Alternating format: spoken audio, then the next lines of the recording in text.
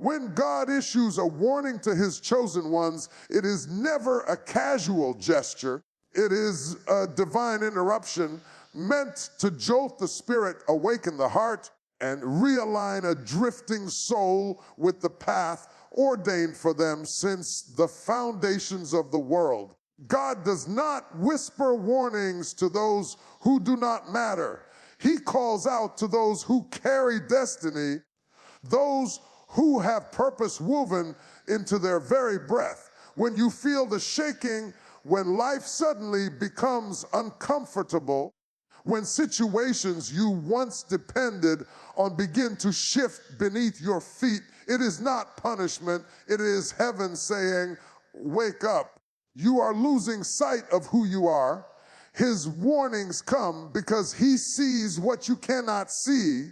He knows what you cannot know, and he understands the weight of the calling that rests upon your life. The chosen ones cannot remain asleep while the enemy advances, nor can they walk casually in a season that demands spiritual alertness. God's warning is a rescue mission. Spiritual drift rarely happens overnight. It is subtle. It happens when prayer becomes lighter, when compromise becomes easier, when distractions become louder than his voice, and when comfort becomes more attractive than obedience. But God loves his chosen too much to let them drift so far that they forget the sound of his call. So he shakes the ground, he disturbs the comfort, he sends signs, delays, and interruptions that disrupt your rhythm so you can return to his. His warning is a wake-up call wrapped in mercy. He awakens you because there is something ahead that requires your full attention, your full strength, and your full surrender. Sometimes the shaking comes in the form of emotional discomfort, unease in your spirit that won't let you settle. Other times it comes through unexpected challenges that push you back to your knees. It can come through conviction, the heaviness of conscience reminding you that the path you're on is not the one God designed for you. It can come through a lack of peace, a divine restlessness that signals misalignment. God will use whatever he must to get the attention of the ones he has chosen, because destiny is too precious to be lost to complacency. When God warns his chosen ones, it is also a reminder of identity. He is saying, you are mine. You carry something valuable. You are not ordinary. The world may treat you casually, but heaven does not. The enemy may try to deceive you into thinking your decisions do not matter, but God knows that every choice you make shapes your future. His warning is a declaration that you were created for more than the distractions pulling at your soul.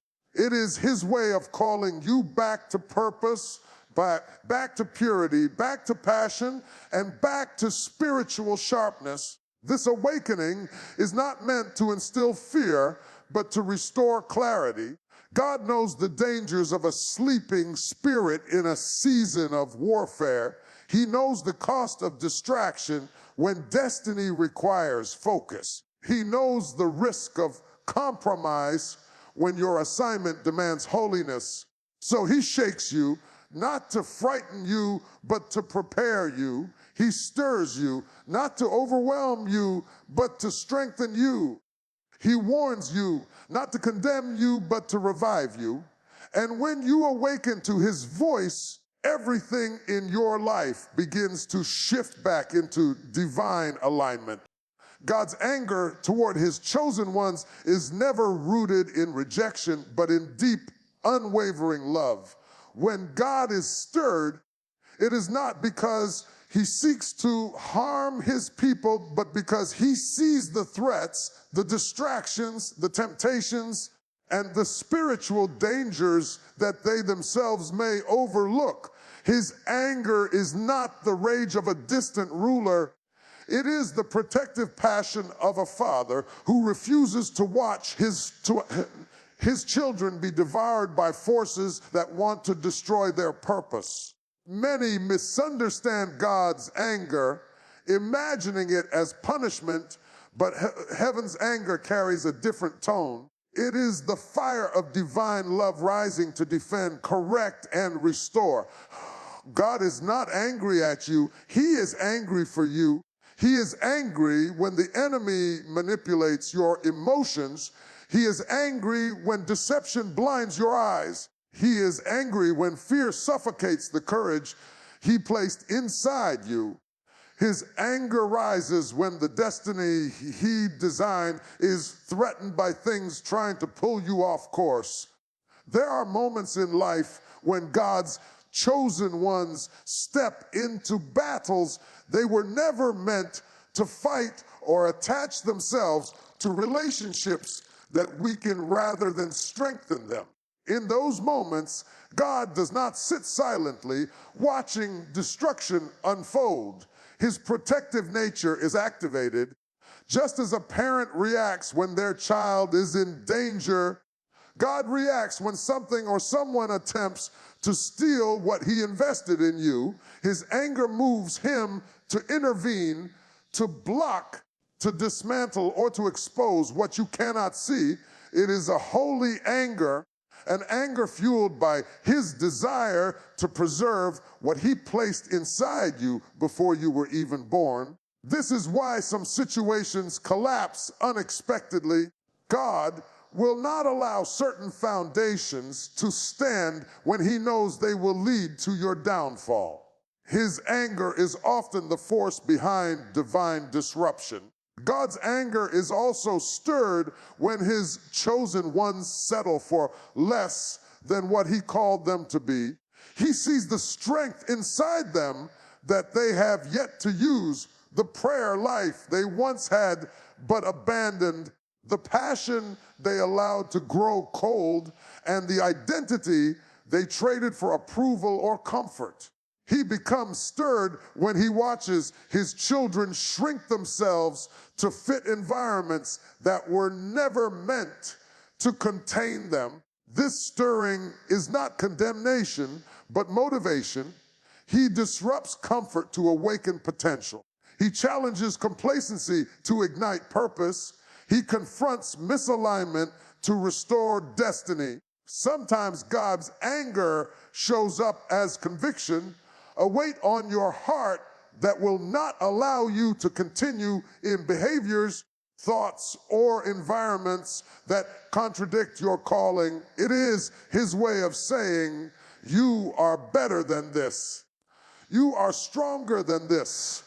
You are called to more than this. That conviction is a gift, not a punishment.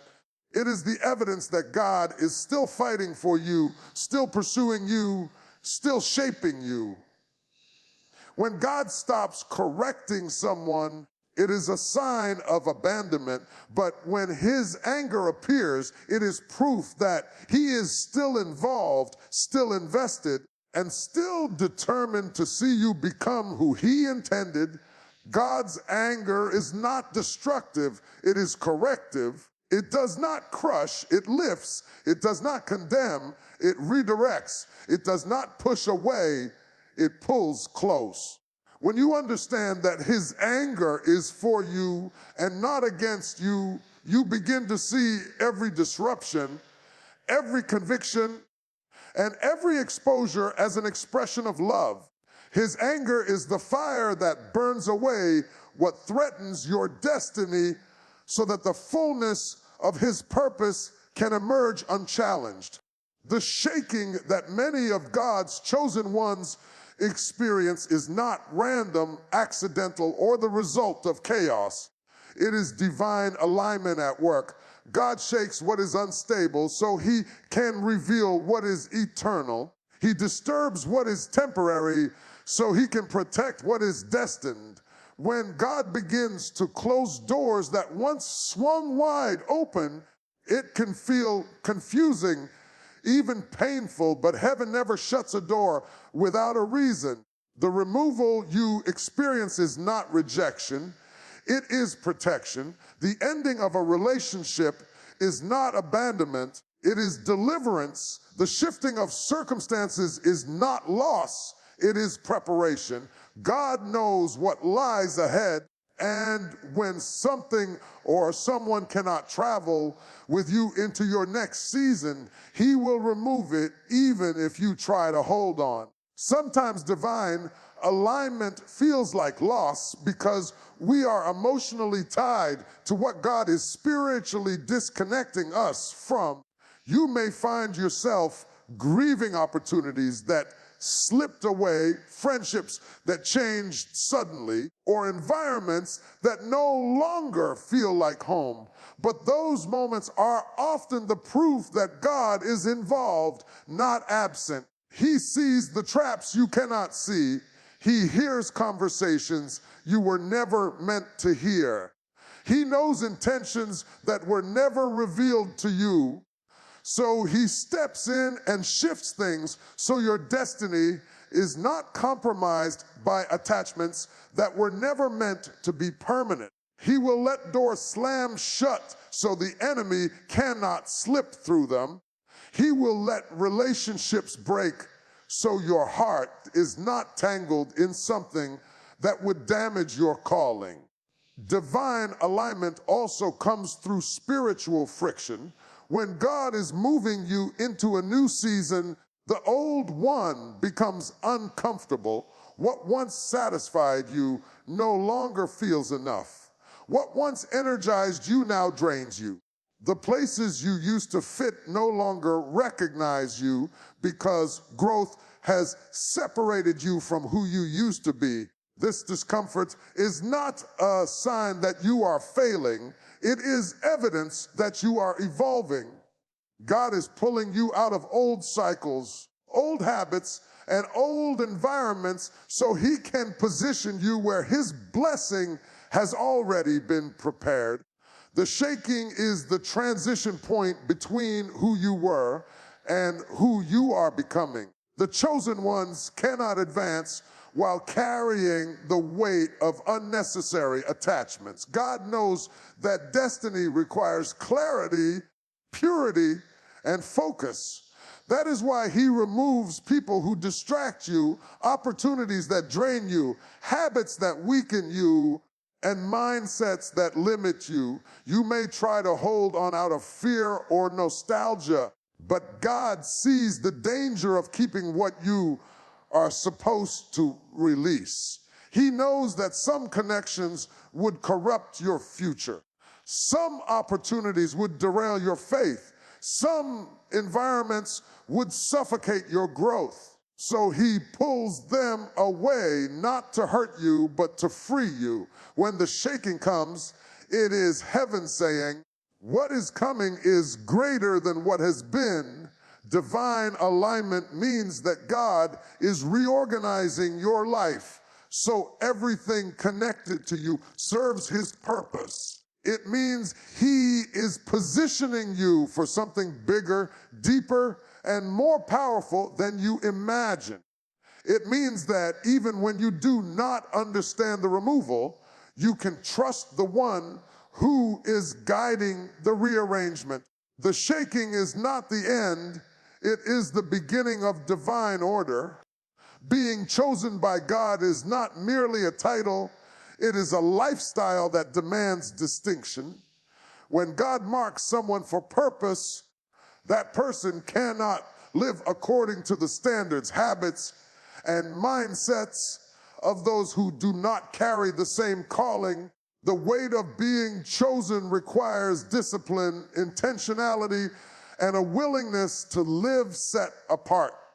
God does not call His people to blend in.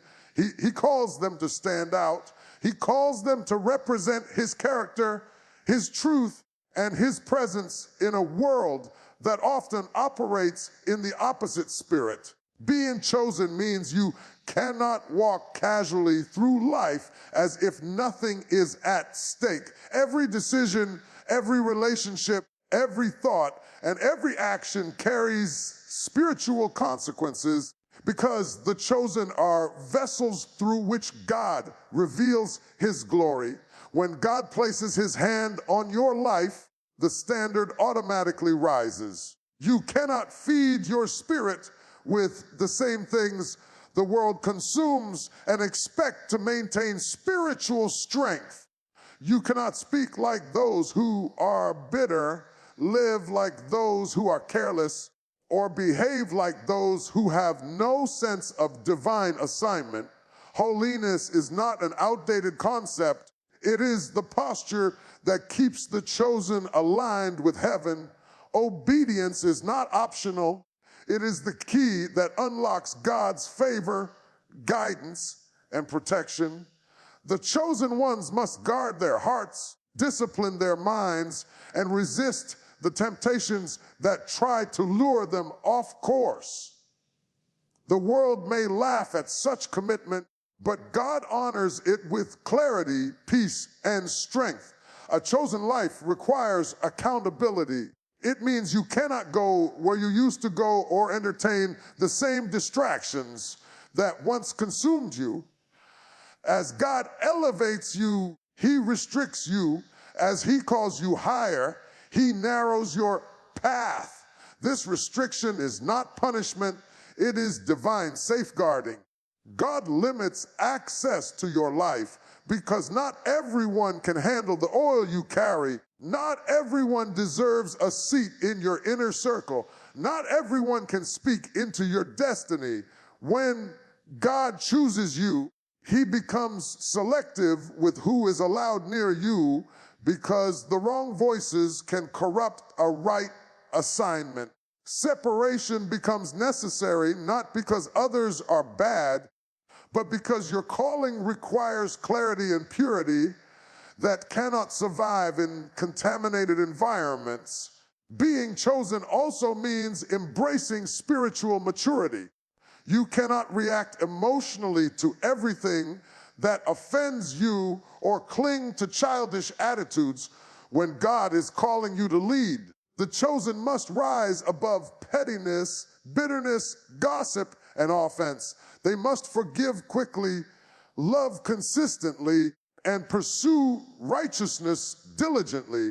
This maturity does not make them perfect, but it makes them responsible. The chosen ones understand that their actions influence others, their words carry weight, and their presence shifts atmospheres. Living set apart also means you must cultivate intimacy with God. You cannot rely on yesterday's prayers to sustain today's battles. You cannot live off old revelations when new seasons require new instructions. Prayer becomes your lifeline, worship becomes your refuge, and the word becomes your weapon. Being chosen means prioritizing spiritual alignment above earthly comfort. It means sacrificing short-term pleasure for long-term purpose. It means saying yes to God even when it costs you relationships, opportunities, or familiarity. The chosen recognize that what God promises is always greater than what they must give up. Ultimately, living as one set apart is an honor. It is a sign that God trusts you with something significant, something eternal. It is the evidence that you were created for impact, influence, and spiritual authority.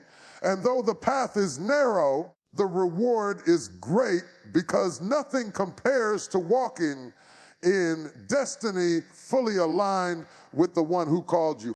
Gratitude is far more than a polite response or a gentle expression of thanks.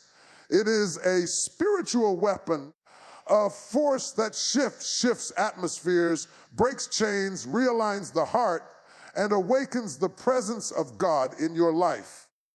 When a chosen one learns to live in gratitude, they step into a dimension of spiritual clarity that cannot be shaken by circumstances. Gratitude is not about denying pain. It is about declaring that God is still greater than the pain. It is not about pretending everything is perfect. It is about acknowledging that even in imperfection, God is working all things together for your good. When gratitude becomes the posture of your heart, fear begins to lose its grip, doubt begins to weaken, and discouragement begins to fade because gratitude makes room for faith to rise. A grateful heart silences the voice of complaint. Complaints feed anxiety, but gratitude feeds confidence. Complaints magnify the problem, but gratitude magnifies the provider. Complaints keep you tied to what went wrong, but gratitude lifts your focus toward what God is making right. This shift is powerful because the enemy thrives in environments where people speak negativity, hopelessness, and fear. But the moment you open your mouth and thank God, especially when circumstances suggest otherwise, you dismantle the enemy's influence. Gratitude breaks spiritual heaviness. It releases a sound that heaven responds to and hell cannot tolerate. Gratitude also opens spiritual vision. When you complain, you cannot see what God is doing. When you are ungrateful, blessings look ordinary and miracles look invisible. But when you choose gratitude, your eyes begin to recognize what your heart once overlooked. You start to notice God's protection in situations that could have destroyed you. You realize His mercy covered mistakes that could have derailed you. You understand His hand guided you even when you thought you were alone. Gratitude turns moments into testimonies and battles into breakthroughs and delays into divine setups. Gratitude strengthens the relationship between you and God. It invites His presence, draws His attention, and opens the door for deeper intimacy. God responds to a grateful heart because gratitude reflects trust. When you say, "Thank you, Lord," even before the answer comes, you are telling heaven, "I believe you. I know you are faithful. I know you are working." That kind of faith pleases God. Gratitude is faith in motion, praise in action. It is surrender and expression. It is the language of a heart anchored in God. Gratitude also keeps you humble. It reminds you that everything you have, life, strength, provision, mercy, breath, is a gift. Gratitude protects the heart from pride, entitlement, and self-reliance. It teaches you to recognize that success did not happen because you were strong, but because God was gracious. Breakthroughs did not appear because you were perfect, but because God was merciful. Gratitude grounds you in the truth that God is the source of every good thing you experience, even in seasons of correction. Gratitude is essential. It allows you to see God's discipline as love rather than punishment. A grateful heart says, "God, thank you for not leaving me where I was. Thank you for guiding me even when I didn't understand. Thank you for protecting me from what I thought I wanted." Gratitude reframes your perspective so you can recognize the goodness of God even in the uncomfortable moments. Ultimately, gratitude transforms you from the inside out. It elevates your spirit, stabilizes your emotions, and strengthens your faith. When gratitude becomes your foundation, no storm can uproot you, no enemy can intimidate you, and no season can break you, because you have learned the secret of seeing God in everything and thanking Him through it all. God's correction is one of the greatest proofs of His love because He only disciplines those He refuses to lose. When God steps into your life with a shaking, a disruption, or a divine interruption, it is not a sign that he has abandoned you. It is evidence that he is actively shaping you. Correction is the language of a father who is deeply invested in your future. It is the hand of a God who sees farther than you can see, who knows what dangers you cannot recognize, and who understands that your destiny requires refinement. God corrects because he cares. He disrupts because he protects. He intervenes because he intends to prepare you for something greater than where you currently stand. Many people misunderstand correction because it doesn't always feel comfortable. Sometimes it feels like loss. Sometimes it feels like disappointment. Sometimes it feels like the ending of something you thought you needed.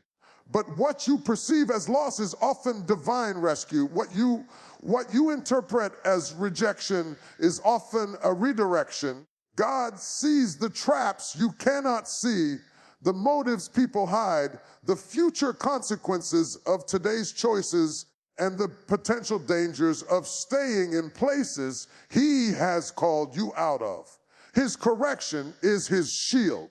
His discipline is his fortress. His process is his protection. There are seasons when God will force you to stop, sit, reflect, and grow. He will confront attitudes that weaken you, habits that drain you, and relationships that distract you. He will call you out of cycles you became too comfortable in. He will challenge behaviors that do not align with your identity as his chosen one. This confrontation is not rejection, it is refinement. God loves you too deeply to let immaturity rob you of your inheritance. He will refine your character because your calling demands stability. He will strengthen your faith because your future requires resilience. He will correct your steps because your destiny cannot afford detours. God's correction is also preparation. Every shaking is creating space for something new. Every discomfort is expanding your capacity. Every closed door is pushing you toward the one he has opened. When God corrects you, he is not tearing you down. He is building you with intention. He is constructing a version of you that can carry the weight of blessings he has prepared. He is molding you into someone who can walk in purpose with integrity, authority, and spiritual maturity. Correction is heaven's training ground. It shapes your character, sharpens your discernment, and strengthens your spiritual muscles. Even delays can be divine correction. Sometimes God holds you back because he knows the environment ahead is not yet ready for you, or you are not yet ready for it. Delay is not denial, it is preparation in disguise. God will use time to protect you, to mature you, and to align you with the right season. And when the right moment comes, every correction you endured will make sense. You will realize he was saving you from unnecessary pain, guarding your spirit, and positioning you for success that will not crumble under pressure. The chosen ones do not reject God's correction. They embrace it. They understand that every lesson, every shaking, every conviction, and every uncomfortable shift is evidence that God has not given up on them. His correction is a sign of his commitment. His discipline is proof of his presence. His refining fire is confirmation that you are still his, still valued, still called, and still being prepared for something far greater than you can imagine.